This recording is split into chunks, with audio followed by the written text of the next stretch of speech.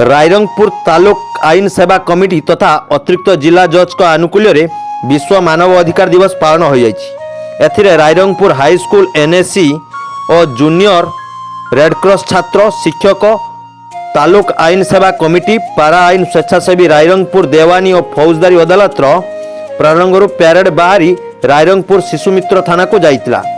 शिशुमित्र थाना रे आईआईसी ज्योति प्रकाश स्वाई एसआई मिनती नायक शिशुमित्र थाना रे उपलब्ध हेउतुवा शिशु और माँ मानक सहायतार अवगत करथिले। सेठारु पुणी प्यारेड बाहरी जिला जज को प्रारंभ एक सभा होइतिला।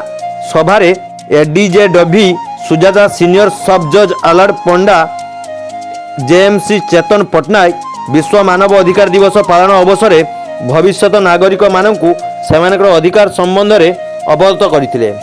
मयूरभंज रमेश कुमार अग्रवाल का रिपोर्ट गीतांजलि न्यूज।